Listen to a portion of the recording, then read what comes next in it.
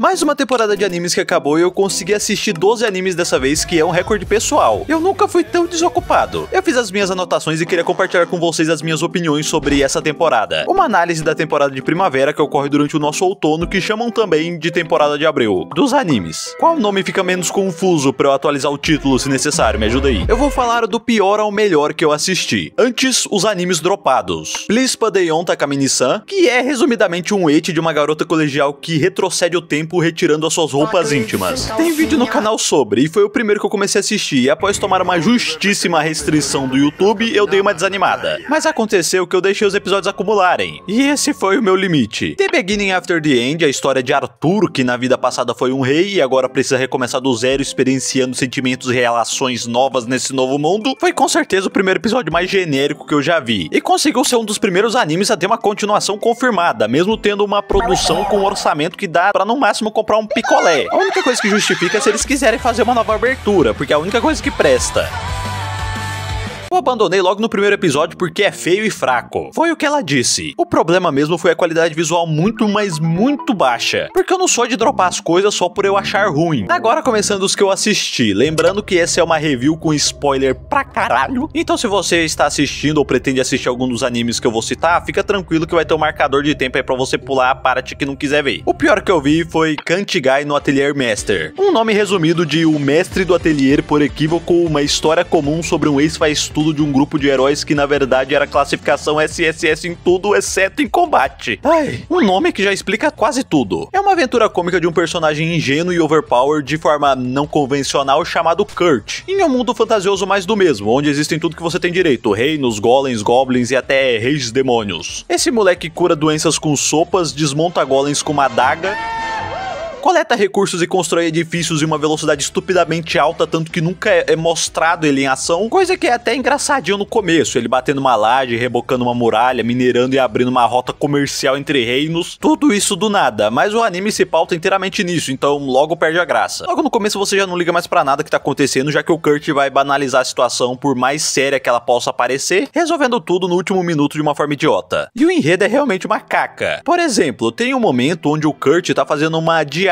como carregador em um grupo de aventureiros. Isso em uma dungeon que tem goblins. Eles entram na dungeon, aparecem goblins demais pra eles conseguirem lidar, e o líder ali manda o Kurt e uma garota procurarem uma saída. E continua ali com o irmão dessa garota pra segurar os monstros. Daí eles fazem o que? Eles só voltam por onde eles vieram? Não. Eles procuram uma nova saída. E com isso eles acham uma passagem secreta na parede. Tá, mas daí todo mundo passa e deixa os goblins pro outro lado. Não. Deixa os dois lá se ferrar do mesmo jeito. Outro exemplo, no final o Kurt entra no castelo de um barão lá que sequestrou uma amiga de infância dele, que é uma demônio, e descobre também que esse barão esconde a própria filha, que tem uma doença incurável. Mas qual que é o problema? A filha desse cara tá trancada em uma sala, que tem uma passagem secreta que é a única entrada pra onde a amiga do Kurt tá presa, e tem uma alavanca pra libertar ela facilmente. Ela que tem poder de tirar as duas dali e matar esse barão. Ou seja, elas poderiam ter saído dali a hora que elas quisessem, não precisava do Kurt. Era só ela entrar na passagem e puxar a alavanca. O anime vai apresentando e apresentando personagens e personagens que em sua maioria serve só pra uma conveniência imediata, mas logo não serve pra mais nada e só continua seguindo o protagonista pra dar aquela sensação de amigos feitos durante a jornada. O cara tem uma filha do nada que nasceu de um ovo que ele não fecundou e muito menos botou, ainda bem pelo menos. Mas ela serve apenas pra ficar convenientemente teletransportando os personagens. A história resumida é que esse garoto que veio de uma vila cheia de gente foda e que espantava rei demônio fazendo bullying com eles, é expulso de um grupo famoso de aventureiros por acharem ele inútil. Mas quando ele sai do grupo, o grupo acaba. E enquanto ele procura emprego, ele conhece vários dessas personagens, que passam a protegê-lo de pessoas que poderiam explorar suas habilidades rank SSS, fazendo dele um mestre de um ateliê, que nesse mundo são escassos e muito poderosos em habilidade e influência dentro dos reinos. Só que elas fazem isso sem o cara saber, já que ele se autodeprecia e acha ser muito mais inútil do que ele realmente é.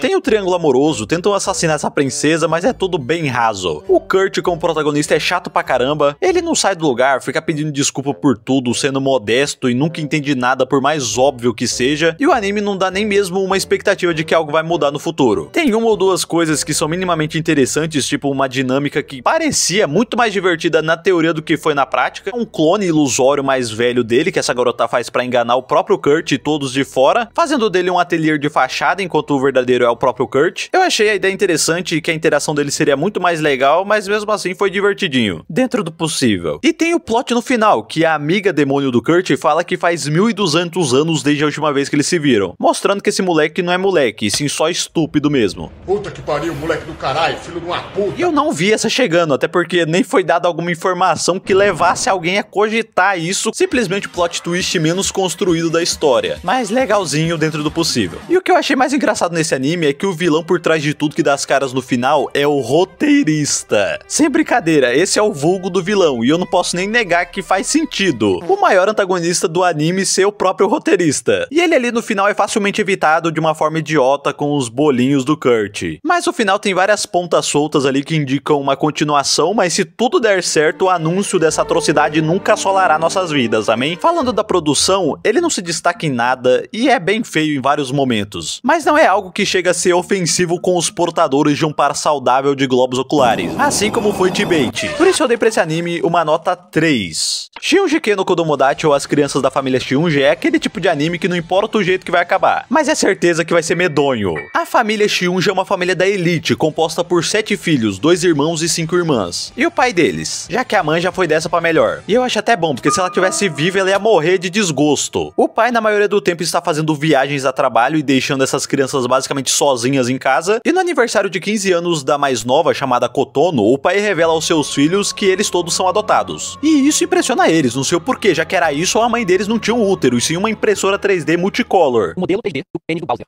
Arata, que não faz muito sucesso com as garotas, coisa essa que não é nada lógico. Afinal, o cara é de uma família rica, é atlético e atraente. Além de irmão mais velho, terceiro filho mais velho dessa família e protagonista. Com essa revelação, ele passa a querer manter a família unida como sempre, para que eles não percam esse laço entre irmãos. Mas as irmãs dele pensam o contrário, já que todas do nada percebem que sempre foram apaixonadas pelo próprio irmão e suprimiram a vida toda seus sentimentos. Menos a mais nova, que nem suprimia, mesmo achando que eram parentes de sangue. Ou seja, ela é pior, a personalidade dela é ser quieta e querer ficar com o próprio irmão. A Seiha é a segunda pior personagem. Ela é a presidente do clube de ciências, mas ela será mais inteligente só serve pra ela querer entender o amor como algo exato e ficar se esfregando no protagonista com a desculpa do autor que ela tá fazendo testes pra descobrir os sentimentos dela. Daí tem o Shion, o irmão do Arata, que não participa dessa bagunça e nem aparece tanto, sendo tão recorrente na obra quanto o cachorro da família, mas ele também é um dos piores personagens, porque ele aparece em tela só pra dizer pro Arata como eles são sortudos de poderem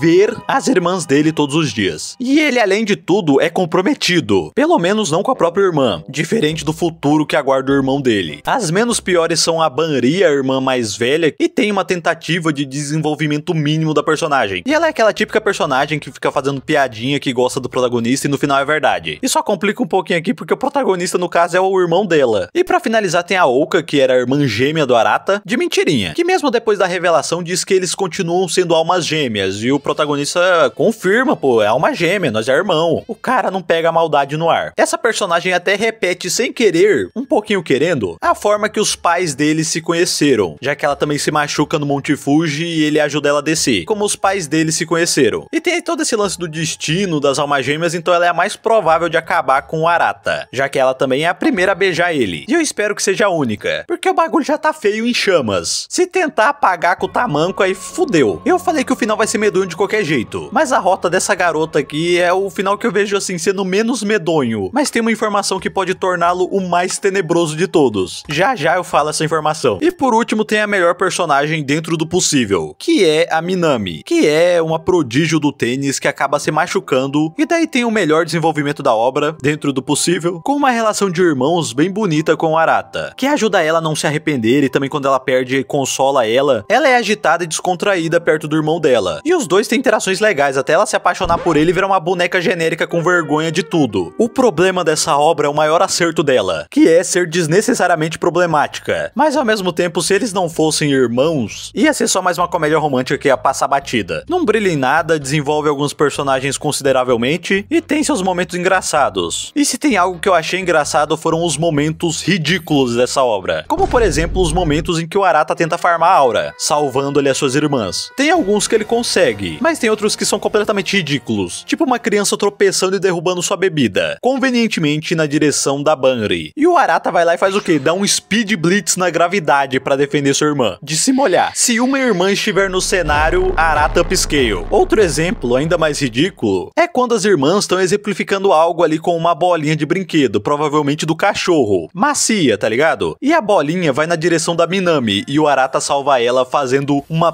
puta pose desnecessária. E a Oka pede desculpas como se fosse a bola perfeita de titânio do Iberê que ela atacou. Dá uma turbinada nessa água sanitária pra limpar minha bola. É mostrado em dado momento o Arata no futuro com uma filha e uma mulher misteriosa. E tem essa carta, que tem aquela informação que eu falei que ia passar pra vocês. Aquela informação que pode problematizar a melhor, ou melhor dizendo, menos pior rota desse anime. Nessa carta, as irmãs deles, sim, meio que já tá confirmado que é ele mais uma irmã, essas irmãs estão parabenizando os dois e dizendo que estão com saudades deles, revelando que um pandemônio, um apocalipse no final dessa obra é inevitável. Descobrimos que existe além do Shion e da Minami outro par de irmãos legítimos. E pra isso ser relevante, só pode ser duas coisas. Ou porque ele vai deixar de ficar com alguém por ser parente sanguíneo, que eu duvido, ou ele vai ficar com uma irmã de sangue. E o pior de tudo é que não podemos duvidar do autor, que é o Reiji Miyajima. E no último episódio, as três irmãs mais novas revelam ali umas pras outras que todas elas estão apaixonadas convenientemente em um local aberto, para o protagonista ouvir que todas estão apaixonadas por ele, acabando assim a primeira temporada, que obviamente será continuada. Não foi confirmado, mas se Namorada de Aluguel tá tendo até hoje season nova, não vejo motivos pra esse anime não ter continuação. Quer dizer, eu vejo motivos, mas eu não sei se eles são suficientes para os japoneses cancelarem essa obra. Tem boas risadas, nada demais, algos de menos. Minha nota é um belo 4. Danjo no Yujo Aseritsu Suru Yashinai, ou amizade entre homem e mulher é possível? Não, não é. Tem vídeo no canal. Resumindo, é um moleque que faz bijuterias com flores em resina e duas garotas que se apaixonam por ele. Uma após ele ajudá-la ali quando ela estava perdida e ter dado uma flor também pra ela, e outra após saber sobre o sonho dele de abrir uma loja pra vender seus produtos, virando ali a única modelo e amiga dele, que fica o anime inteiro brincando que tá apaixonada por ele. E no final era realmente isso. Só que eles prometem que serão melhores amigos pra sempre. E esse é o problema, vira a história do Joãozinho. Ela mentiu tanto que agora, falando a verdade, ele não acredita. E isso faz os dois suprimirem ali seus sentimentos, mesmo gostando um do outro. Problema idiota, né? Antes fosse só isso. Afinal, a Himari, que é essa do cabelo azul, pra chantagear o protagonista, que é chamado de Yu, por ele querer substituir ela, que sempre foi a modelo dele, pela Enomoto, a crush de infância do protagonista. Ela aceita uma proposta pra ir pra Tóquio. E como planejado, o moleque ia largar tudo pra ir atrás dela. Então eles se resolvem entre eles, mas não com quem tava contando com ela lá em Tóquio e ficou no prejuízo, que é uma modelo famosa que tem uma agência e tal, e por coincidência é a irmã da Enomoto, crush de infância do protagonista. E ela vem de Tóquio com sangue nos olhos, querendo levar essa criança contra a vontade dela e dizendo que vai acabar com os sonhos da vida dela e do namoradinho dela, afundando a loja que eles pretendem abrir no futuro se a Himari não for com ela. Isso se enquadra como tentativa de sequestro e extorsão de um menor pra multiplicar o score do Código Penal que essa mulher tá querendo zerar. E o mais absurdo é que o irmão da Himari, que é ricaço, não paga a dívida dela, pra ensinar uma lição. E a irmã do Yu não ajuda também e ainda piora tudo botando lenha na fogueira, por também querer dar uma lição no seu irmão, porque ele tá fazendo uns produtos meio zoado por culpa da Himari. E como esses dois personagens pretendem dar uma lição nos seus irmãos? Simples, ajudando eles a perderem o amor da vida deles e fazendo eles viverem em prol do trabalho. Tem esse personagem chamado Makishima, ele é o melhor amigo do Yu, que faz com que ele nem precise de inimigo, já que ele passa a temporada inteira tentando juntar a Enomoto com o seu amor de infância, que no caso é o melhor amigo dele, só gerando atrito. Inclusive, foi o maior responsável pela irmã da Enomoto aparecer, já que ele que ficou martelando na cabeça do Yu que ele deveria trocar de modelo. E o pior é que ele sai por cima, porque ele paga a dívida da Himari. Ele salva a pátria. Querendo se vingar por ter sido rejeitado pelo ser que não deve ser nomeado. Sim, eles foram um possível casal, o mais podre da obra, que só tem casal podre, já que a gente só soube dessa possibilidade após ele já ter sido rejeitado. Mas a pior de todas foi sem dúvidas a própria Enomoto, que foi quem de fato salvou o casal, pedindo pro Makishima pagar a dívida. E no outro vídeo eu dei a entender que eu era time Enomoto nas veias, mas cara, eu me arrependi. E não é nem porque eu gosto desse casal, mas sim porque eu odiei essa personagem. Ela ela é a boazinha que chega a ser tapada, além de ser esquisita. Ela é rejeitada várias vezes, fica falando como se fosse um jogo, que ela nunca vai desistir dele, que ela tá passos atrás, que ela tá avançando, tá quase alcançando a outra competidora, sei lá o que quer uma disputa justa, que vai emprestar moleque, que é pra Himari emprestar ele pra ela. E o pior, ela fica falando, um diálogo ali expositivo, que ela será a amiga número 1 da Himari pra que ela libere o Yu de bom grado, pra que ela possa ter um relacionamento com ele. E enquanto isso, o Yu tá indo atrás dela. Pra quê? Pra pedir dicas de como ele pode lidar com o amor dele pela Himari. Tipo, o casal já tá feito desde o começo. E eles só não se juntam antes por estarem tentando criar soluções pra problemas que não existem. Que é o lance da amizade pra sempre, da loja. Isso, óbvio, até aparecer um problema de verdade. Uma maluca.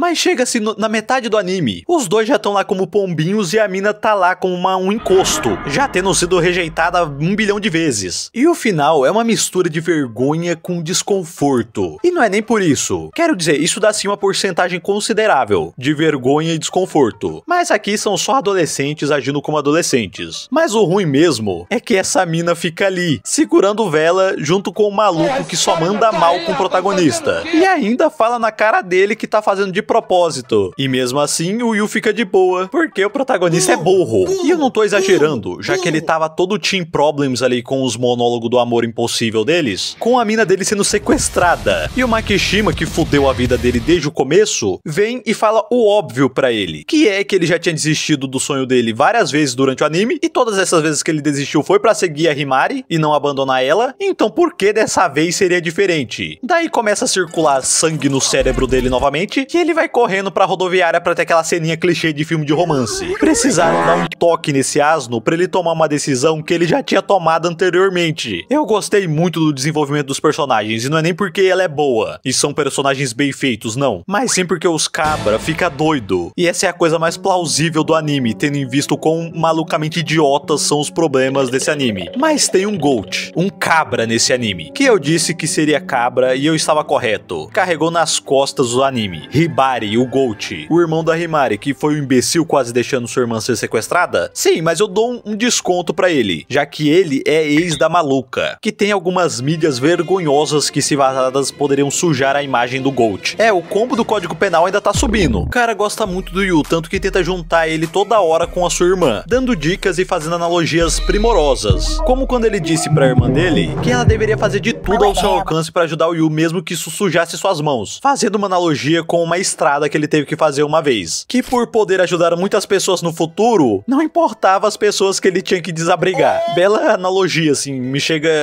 cai lágrimas dos olhos. E o mais engraçado é que mesmo se esse casal não se formasse, ele continuaria apoiando o Yu. Era capaz até dele adotar o cara. A progressão do romance deles é bem tosca. Eles são melhores amigos apaixonados e passam a tentar fazer um ao outro admitir essa paixão. Daí a mina cansada já dá o primeiro passo e beija ele. E uns dias depois, sem nenhum avanço, já que o Yu tava tentando agradar a criatura pra evitar um sequestro, não conseguindo, os dois passam a agir como se fossem um casal que vai ser separado. Tipo, acho que ficou faltando uma parte, não? Onde que eles são um casal? Eu tirei uma pestana, não prestei atenção, o que tá acontecendo? Daí depois dos problemas resolvidos, eles voltam pro estágio do flerte. Tem tipo uma realidade alternativa ali no meio. Bom, dei muitas risadas, mais em momentos que não eram feitos pra serem engraçados, sim, mas eu dei boas risadas. E se tiver uma continuação, eu não vou achar ruim, é bem provável que tenha, considerando que foi relativamente bem avaliado, com muitos adeptos a ver e mesmo assim ficando acima da média em notas. Óbvio se isso não tiver adaptado tudo já as novels, os mangá e tal. Mas teve algo que eu realmente gostei desse anime, que foi a soundtrack. Eu achei as músicas muito boas, até a da abertura e a do encerramento, claro, dentro das limitações do que a obra se propõe. Não são músicas que eu escutaria no dia a dia, mas eu achei elas bem chicletes, não é fácil de esquecer. Nota 4.5, que não dá pra colocar no My Anime List, então eu arredondo pra baixo e fica 4. Witchwatch, nota 6, forçando a barra. Claro, eu dei essa nota pra primeira parte da temporada, já que esse anime vai ter 24 episódios. Aqui já todos os animes de comédia romântica que eu assisti nessa temporada, e infelizmente estão dentre os piores. Quero usar esse momento pra destacar dois conceitos que eu achei em todas ou quase em todas essas 3 obras de comédia romântica, conceitos esses que eu detestei. Primeiro, a rivalidade exposta, que é basicamente as personagens declarando que gostam da mesma pessoa e tratando isso como se fosse um jogo, pedindo pra não haver trapaças, por exemplo. Que papo chato. chato. E por último, e o que mais me irritou, é a metalinguagem da comédia romântica, que é basicamente os personagens das comédias românticas falando como as experiências singulares deles parecem ser as de uma comédia romântica. Isso irritou mais alguém? Não é possível que só eu me irrito com essa merda.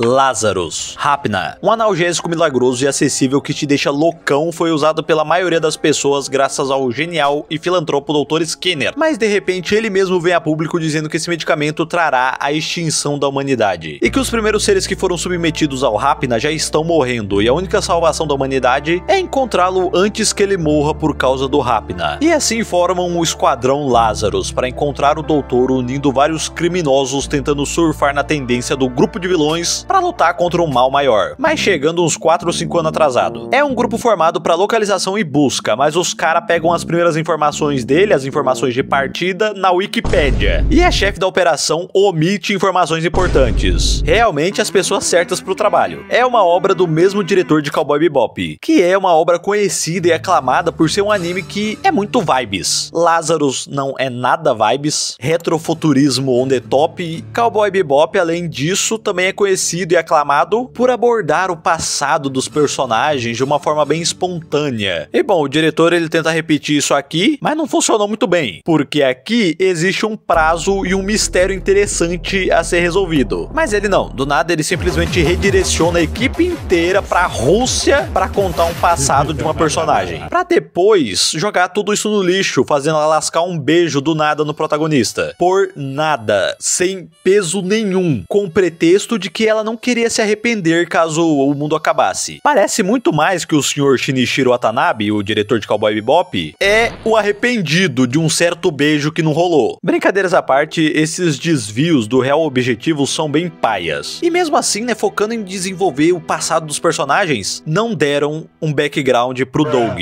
E nem pro Gilberto, sim, esse é o nome do protagonista. Gilberto, você tem que supor o passado dele. E o Doug é pior ainda, não tem nada. A resolução do problema principal, quando não é interrompido, inicialmente é até bem legal. Eles descobrem uma pista, eles vão, daí uma localização e descobrem um nome, vão atrás desse nome de uma pessoa que pode ter sido, que foi vista numa câmera, que tem uma ligação e de um parente do Skinner, mas no final eles se encontram num buraco sem saída, nada disso importou direito, e a investigação só avança porque a Chris, que é essa loira aí, achou uma pílula na casa do Dr. Skinner que revelou um transplante de coração. Daí eles foram atrás de pistas num hospital particular lá. E a investigação só aconteceu porque a Chris não morreu na Rússia, que tinha essa chance, já que ela só lembra e revela dessa pista que estava no seu bolso desde o início da obra, pertinho do final, depois dela quase ter morrido. Além disso, eles ainda dão uma sorte grande do Doug não morrer atirando em um carro com um agente do exército americano, mesmo com outro agente atrás dele, enquanto ele impediu o carro de alcançar a Helena, que é uma hacker que tava morrendo de febre, e por sorte também conseguiu chegar, mesmo debilitada, em outra hacker no Paquistão, que por sorte tinha a localização do Dr. Skinner e aceitou cooperar, fazendo eles descobrirem assim a localização do doutor, que tava onde? Pertinho da base deles, em um local que inclusive eles já visitaram atrás de provas. E faltando horas assim pro mundo acabar, o Doug e a Helena pegam um trem supersônico super conveniente que nunca tinha sido testado antes para chegarem na cidade da Babilônia, nos Estados Unidos. Virou bagunça o bagulho,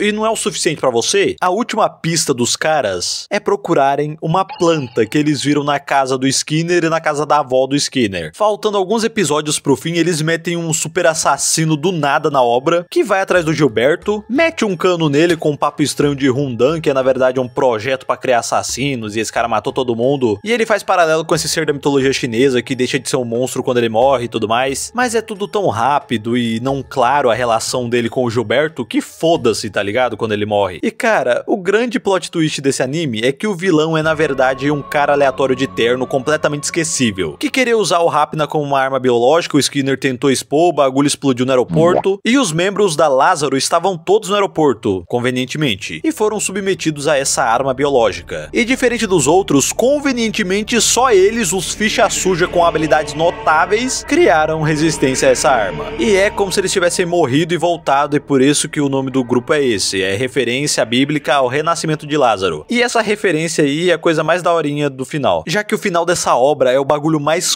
comum que eu já vi. É um final de tarde, e não é nenhuma expressão, é literalmente um final de tarde, com o Skinner ali na área dos sem-tetos, dando a cura, sendo preso e morrendo. Mas antes disso, falando que fez tudo isso porque perdeu a fé na humanidade. Esse anime tem até uns momentos bonitos visualmente, implicando essa dúvida, será que o mundo seria melhor se a humanidade não existisse? Só que a resposta final é a mais genérica possível. A humanidade é ruim, mas tem coisa que faz valer a pena. O grupo Lazarus não se separa, tudo acaba bem, geral fica vivo, diferente do que o encerramento aparentava. O diretor aqui não fez o protagonista morrer no final da história junto com um antagonista patético que ninguém liga, e sim acabando ali dormindo no sofá, que sinceramente consegue ser muito pior. Um 6 bem redondo é a minha nota. Pelo menos a opening a lá Raça Negra é da hora.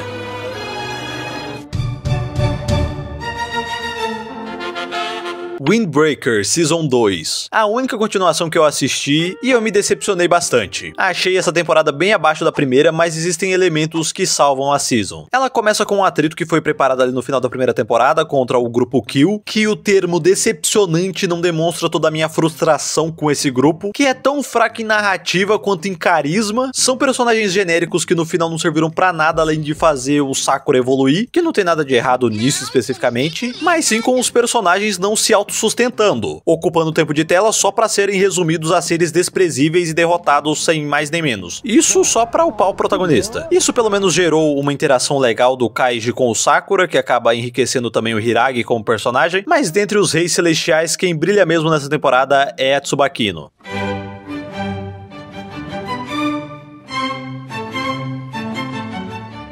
O passado dela é abordado com ela e o trio principal ali ajudando um véi que ajudou ela a ser quem ela queria ser quando pequena. Pra retribuir, ela faz ele voltar a aproveitar a vida após o falecimento da esposa dele. Mas o grande arco dessa temporada foi o arco da Roppoitiza, que é um grupo de empregados que protegem o distrito da Luz Vermelha, distrito dos barzinhos, das modelos que descansam durante o dia e tals. O trio do Prota se envolve ali por causa da Tsubakino que trabalha ali, e que lugar esquecível. Tsubakino e a Shizuka são as únicas personagens interessantes dali, e olha que a Tsubakino é do Bofurin e a Shizuka ela veio do distrito Sunaba, o mesmo distrito pobre da onde veio o antagonista dessa parte, que é o Suzuri, um garoto que uniu várias crianças ali pra fazerem trabalhos sujos pra não morrerem de fome. Ou seja, nada original do distrito da Luz Vermelha é interessante, e por ser o local que mais aparece é triste, ainda mais se comparado com a primeira temporada, com o cinema da Shishitorren, que além de um grupo infinitamente mais interessante, mais carismático, mesmo não sendo lá grandes coisas além dos dois principais, que tem esse cenário também infinitamente mais da hora. Além disso, o arco da Shishitorren era um arco de torneio, que deixava tudo mais bonito, já que não era um local cheio de boneco com um 3D duvidoso caindo na porrada de background. E nem os personagens originais desse distrito são interessantes. E olha que esses dois, que são lá de Sunaba, também não são grandes coisas, mas perto desses outros personagens, eles parecem o ápice da escrita. O próprio Suzuri, por exemplo, a resposta para os problemas dele são um emprego honesto. Enquanto eles eram menores, tudo bem, essa história sofrida de fazer trabalho sujo e tudo mais. Mas os peão, já com força pra fazer um auê todo, não pensou na possibilidade de fazer um mutirão assim, pra bater uma laje. Mas eu nem reclamo tanto disso, já que o pior foi guardado pro final. Yamato Endo, um Ed que a personalidade do cara é ser Ed. Tem um momento dele que é tão ridículo que eu tive que pausar o episódio, que deu dor física de tanta vergonha que eu senti. O autor de Blue Lock tá fazendo escola, é só briga de rua, Zé, não exagera.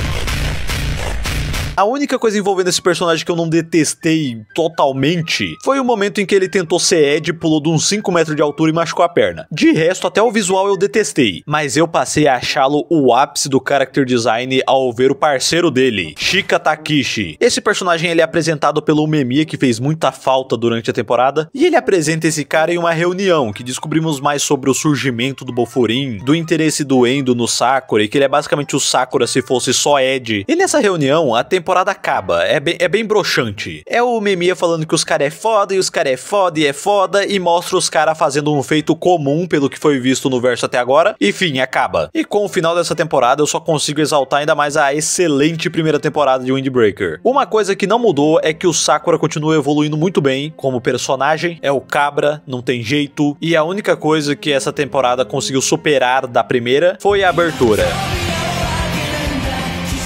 arredondando pra 6. Kowloon Generic Romance. Tem vídeo no canal. É a história de Kowloon, a favela vertical, labirinto e tudo mais, mas não a original, e sim uma versão fictícia que foi construída pra lembrar a primeira, que foi demolida. Também não é sobre essa réplica, que aqui também já fora destruída, mas sim uma versão artificial, ou melhor, genérica, criada pela Geneterra, uma tecnologia misteriosa que armazena memórias, e o responsável por usar essa tecnologia para trazer essa cidade de volta, junto com seus antigos amigos e sua falecida esposa, foi o Kudo. Essa revelação foi do Balacobaco, já tinha bons indícios disso antes de ser revelado, mas eu não peguei no ar. E é por isso que algumas coisas eram diferentes da segunda Kowloon, porque eram coisas que o Kudo não sabia. E a partir do momento em que ele descobria a realidade, as coisas automaticamente atualizavam na réplica. Isso foi muito legal. Eu fui moleque, errei, eu pensei que o Miyuki seria o vilão, mas na verdade ele só é um safado triste. O verdadeiro vilão foi o Kudo, que fez mal até pra si mesmo, querendo viver pra sempre no seu passado ideal, na sua Kowloon ideal, sem acabar nem continuar, mas sem conseguir superar. Ele criou alguém que conseguiria ajudá-lo, não só a ele, mas também a si mesma e a outras pessoas arrependidas, os tornando o seu eu absoluto. A Reiko verdadeira se matou sem deixar o Kudo conhecê-la, e isso fez o Kudo criar uma pessoa completamente diferente dela, obstinada e corajosa, que provou não ser só uma existência genérica. É a cabra, não tem jeito, mais Gold que ela, só o peixe dela. Acorda, cara! Acorda, gente! Esse anime é muito vibes, a temática melancólica da nostalgia é forte, ver os personagens contemplando o interno e o externo dessa Kowloon é engajante, mesmo sem ter a menor ideia o rumo da história, quem que é o responsável, porque não tem suspeito, todo mundo tá pesquisando. Então no final de tudo, o único que não tava pesquisando e tentando entender e só tava vivendo aquela realidade perfeita, ser o culpado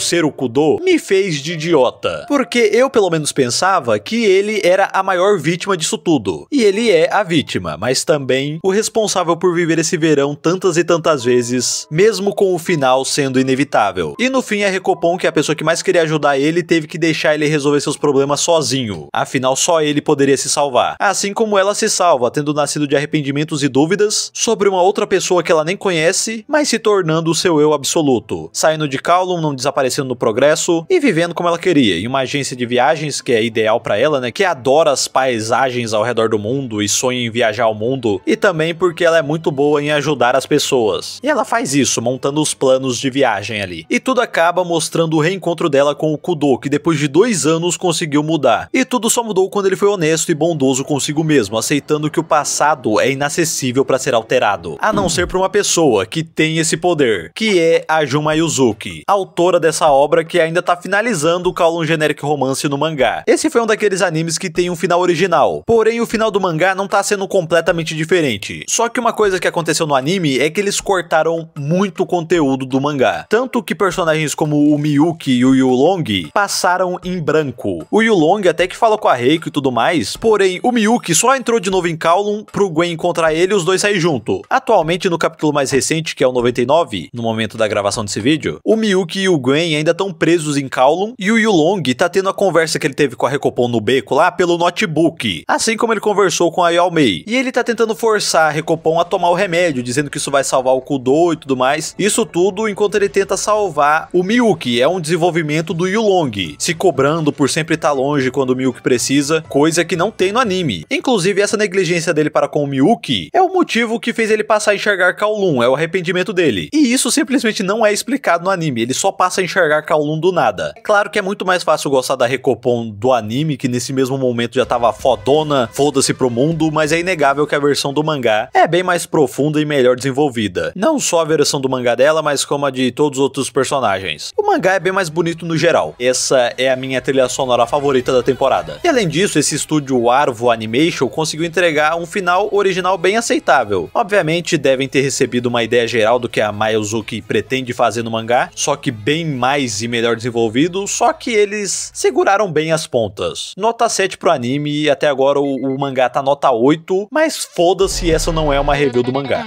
Licorice Recoil Friends Are Thieves of Time, um spin-off da série com 6 episódios de 2 a no máximo 5 minutos, mostrando acontecimentos antes dos agentes ali da Licoreco Café irem pro Havaí. É engraçado e descompromissado, assim como um bom spin-off deve ser. São apenas curtas, mas pelo menos segue tão lindo quanto a primeira temporada. Olha a hora do café. E podemos pelo menos matar as saudades dessas personagens e do Gold. Tem um episódio específico que é muito bom, simplesmente abraçando a moda do mascote horror, que é muito engraçado. A Kurumi e a Inoue trocando de câmera igual o FNAF e aparecendo o Mestre Mika posando. Claramente uma referência a 5 Noites com Eduardo, só não vê quem não quer. Nota 7,5, é curtíssimo e sem compromisso, não teve nem como errar, mas ainda é só um spin-off com curtas. To Be Hero X. Ai, que decepção que eu tive com esse anime. Me falaram que teria animação de Arcane se fosse somada com a animação de Aranhaverso. E no final eu recebi a animação de Ladybug. Brincadeiras à parte, eu sim me decepcionei com a qualidade da animação, mas isso só porque eu superestimei demais. Porque superestimaram demais. Porque é uma boa animação, muito acima da média. Mas aquele filminho promocional que saiu de 1 ou 2 anos atrás, do X, mostrava o poder dele, que é alterar a realidade, que pra gente mudava a estética do anime. Então a animação só troca quando ele quer. Durante o anime é uma animação super estilizada que troca de estética com texturas e conceitos diferentes que combinam perfeitamente com cada personagem? Não, mas eu também fui bem infantil esperando isso de um anime de 24 episódios, que na verdade terão 48 aparentemente, já que pelo que eu li, a primeira temporada é só pra apresentar todo o top 10 de heróis da torre, pra na segunda o X botar geral pra pelejar. Eu achei impressionante como estão conseguindo fazer um anime de 24 episódios, e mesmo assim eles estão tendo que rushar a história, pulando longos períodos de tempo, tipo, imagina o resto aí, paizão. A coisa mais comum desse anime é aparecer no canto da tela assim, 1 mês, 1 ano, 10 anos depois. Facilmente daria pra fazer um anime de 12 episódios pra cada um desses personagens, se tentasse contar tudo o que aconteceu durante esses saltos temporais. Esse anime, resumidamente, é um mundo muito bosta, onde existe índice de confiança que te faz mais poderoso, parecendo exatamente igual aqueles TikToks ridículos, ou aquelas propagandas também ridículas sobre nível de poder em jogos com atuações tão patéticas quanto as dos TikTokers. No puedes ganar, Freezer. Mi poder es de 150 E as pessoas com o maior índice de confiança vivem em uma torre que ranqueia os 10 melhores por andar. E eles são super-heróis que disputam anualmente para ver quem será o X, o herói número 0, que vive na cobertura desse prédio. Nesses primeiros episódios, vemos a história de Ling Ling, um agente publicitário que após o herói Nice ter ido de Vasco na frente dele, ele acaba sendo capturado para não explanar. E descobre que isso acontece com frequência e os agentes que possuem a imagem do herói apenas trocam um ator por trás disso, que automaticamente ganha a confiança e os poderes daquele herói. E ele, convenientemente, é parecido com o Nice, e usam ele como um novo herói. Ele se apaixona pela namorada de fachada do Nice, o Nice e os agentes ali fingem uma morte pra mina, pra ela poder viver em paz, mas um cara que quer desmascarar a falsidade do Nice sequestra ela, só que não é ela, é um holograma, e força o Nice a comparecer. Os fãs dele, muito mais espertos do que o protagonista, sabendo que é uma armadilha óbvia, dizem pro Nice não ir, e como a confiança é tudo nesse mundo, você é obrigado a obedecer aqueles que confiam em ti. Mas ele vai de qualquer jeito e perde os poderes de Nice, vai como Ling Ling. E essa luta é ridícula, porque o cara vai lá sem poder e o vilão consegue o plano dele, de desmascarar o Nice. Não, mentira, errou meu chat GBT, errou meu chefe, tá errado, negativo, 20 multiplicado por 2 é 40, que pega 20 mais 20.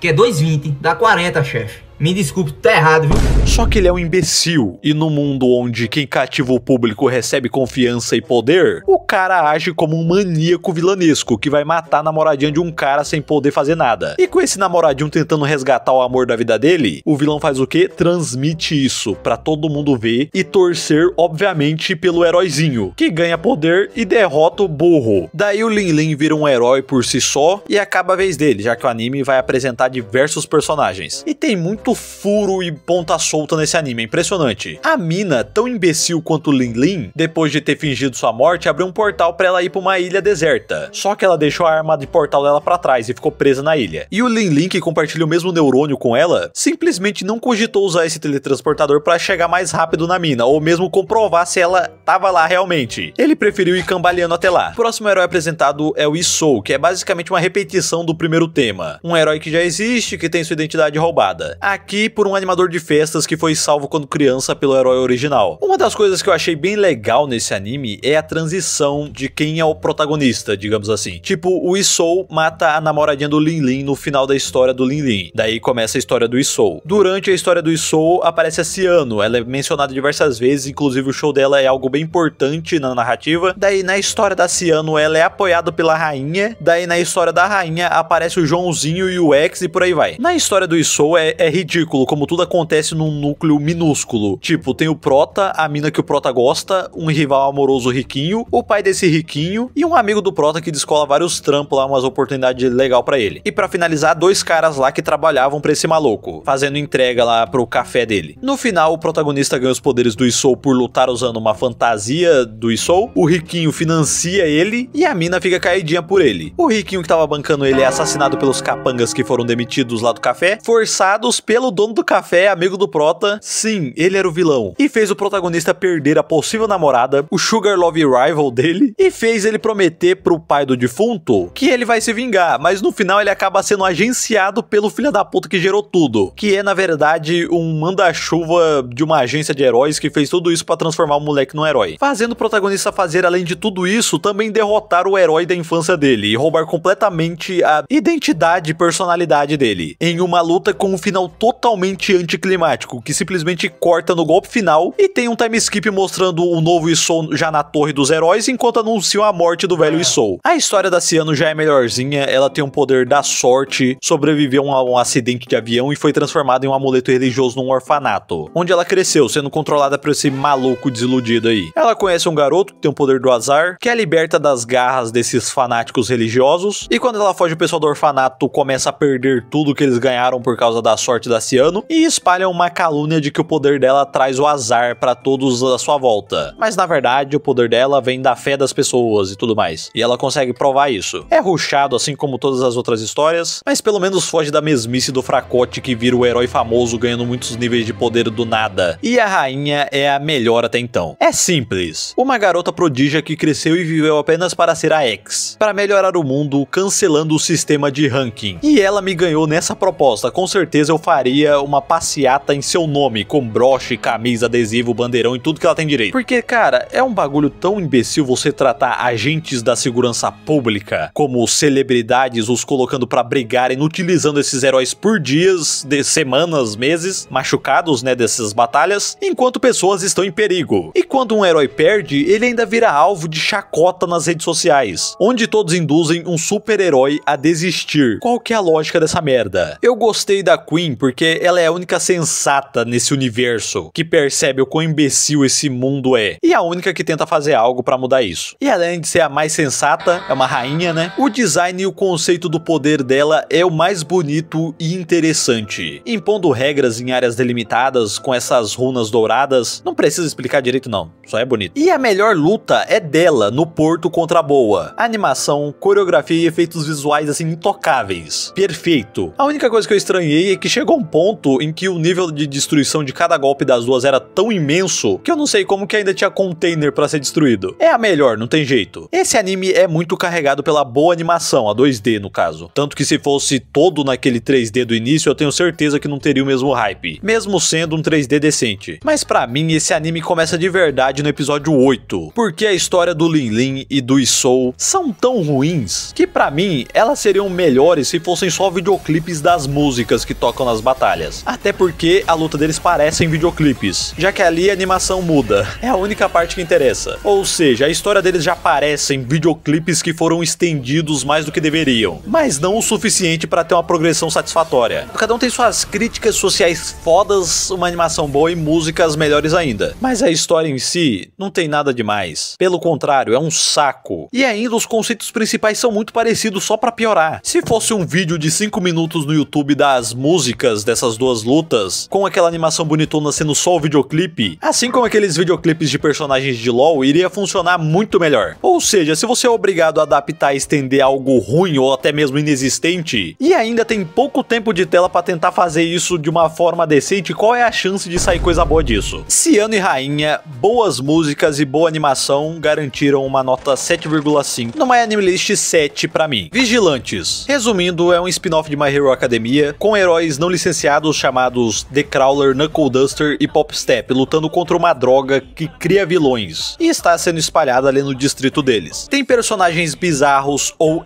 icônicos aparecendo, dramas familiares e sonhos de ascensão como o artista e ou herói, e eu já falei bastante no último vídeo que foi sobre Vigilantes, mas eu não falei do final, que ainda não tinha saído. Aqui no final, o Horikoshi achou uma desculpa mais convincente pra fazer um festival de música. A Popstep foi convidada pra cantar num evento de reabertura de um estabelecimento que também serve pra promover o distrito. A Makoto, com sua bela gestão, faz isso ser maior do que seria. A filha do Knuckle Duster, controlada pelo usuário das abelhas, aparece querendo destruir o show e temos um flashback do Knuckle Duster impedindo sua filha de fazer parte de uma banda, mas então o paizão arrependido chega e mata e reanima a própria filha pra tirar ela do controle da Queen Bee, do usuário das abelhas, que tudo indica que é esse cara aí, que é um cara bem bosta, que fica agindo igual um esquisitão no meio da rua, a lá vilão de Jojo, mas ninguém acha suspeito, e parece ser um personagem bem bosta. Mas continuando, é muito legal ver o Knuckle Duster, né, muito arrependido de ter abandonado sua filha uma vez, agora salvando ela, pra que a mãe dela pudesse partir em paz. Ou não, morreu, não sei. Mas o Knuckle Duster carregou esse final nas costas. A Pop realizou ali alguns sonhos, né, de cantar pra um público grande, e o Koichi não teve grande destaque, infelizmente. Continuou se limitando, né, até o fim, e o anime acabou com um salto temporal ali de alguns meses, com o mestre priorizando a família e abandonando ali seu alter ego Knuckle Duster. E com os dois que sobraram ali, juntando algumas memórias num quadro de recordações. Felizmente nos privaram de um episódio de praia, e além dessas recordações, temos no final um monólogo do Koichi, dizendo que ninguém percebeu que as estações estavam mudando. Acho que esse é o tipo de final que eu mais detesto. Teve no anime dos irmãos também. Ninguém sabia, mas o incesto existe.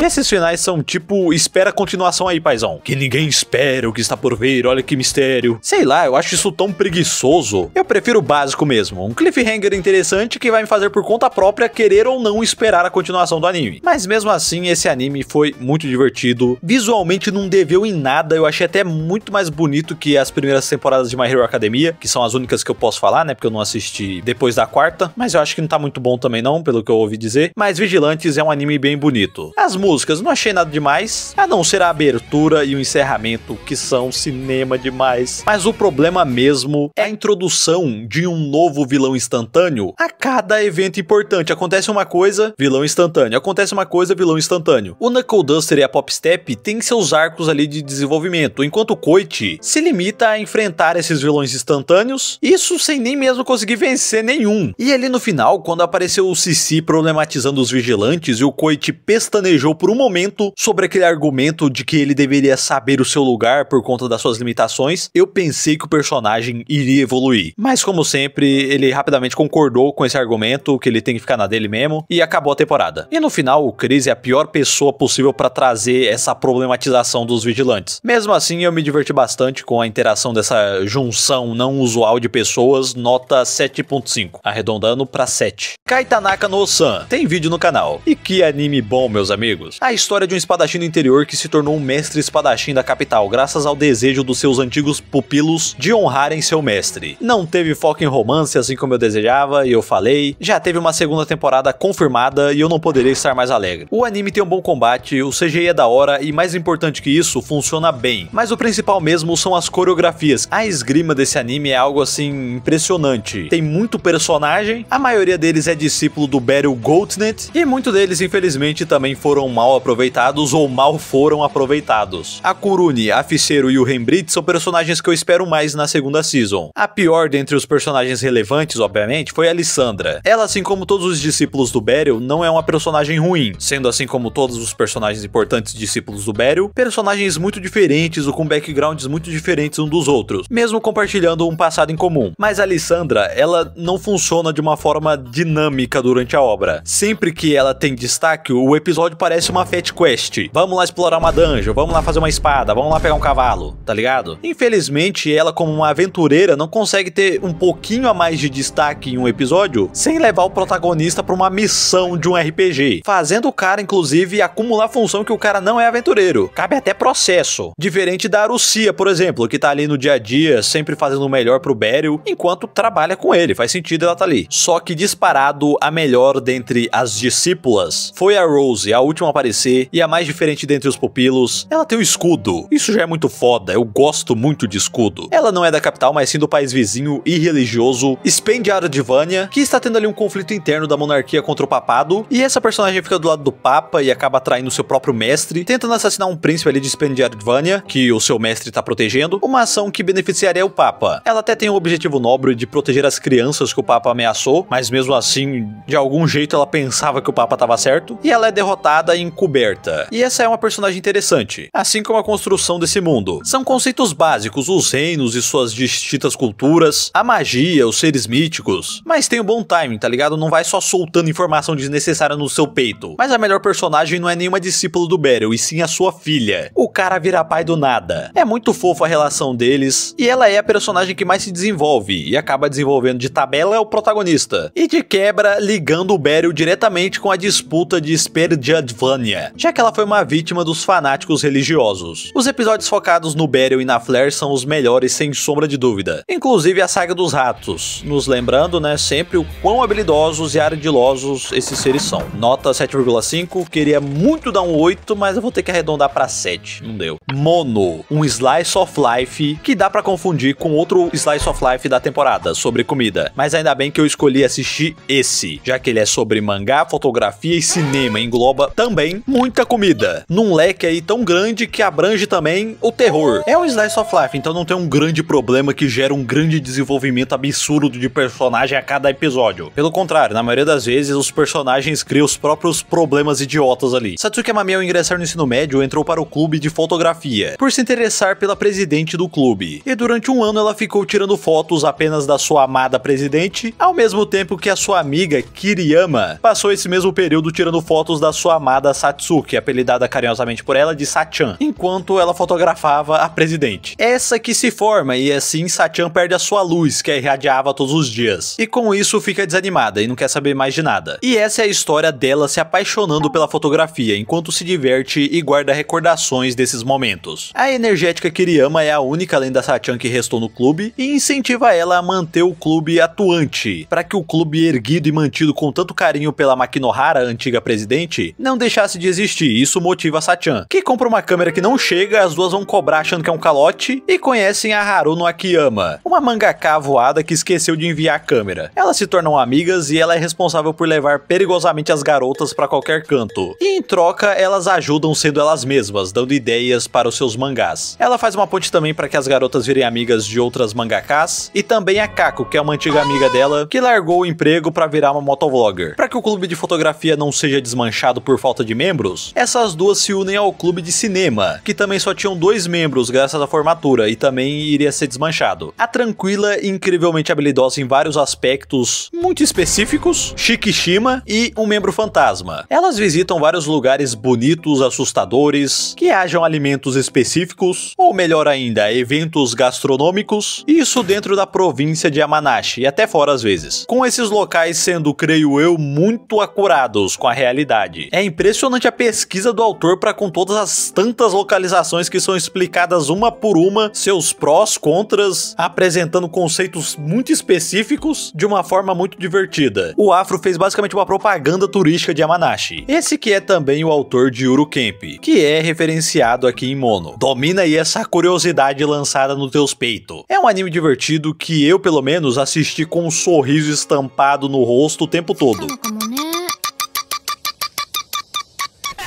E olha que eu não tenho muita paciência pra Slice of Life, mas esse fala tanto sobre lugares reais, diferentes e curiosidades, enquanto aborda vários assuntos, etapas e formas do audiovisual, da criação de mangás, que é impossível você perder o interesse. E por esse ser o foco, não é de se surpreender que a fotografia desse anime seja simplesmente deslumbrante. É incrível. Além de ter relações que geram interações muito descontraídas e divertidas. Vou citar agora alguns dos meus momentos favoritos. Basicamente todos da Kurokuma, uma mangaka de terror que fica aparecendo e sumindo do nada como se fosse um fantasma. Com ela tem um momento específico onde a Haruno fica com encosto, depois de passar lá por um spot assombrado. E a Kurokuma fala que ela terá que atravessar o local da origem do encosto, local esse que só pode ser atravessado de ônibus. Ela deixa o carro de um lado, demora horas pra fazer o translado, perde o encosto, mas tem que voltar pelo mesmo lugar, pra pegar o carro dela, e pega o encosto de volta. Tem uma hora que as 5 principais ali vão em uma barragem e assistem a história da construção daquela, e ficam a visita inteira chorando pelos trabalhadores da barragem. E o meu momento favorito de todos, que é quando elas vão descer um morro de skate pra filmar e tal.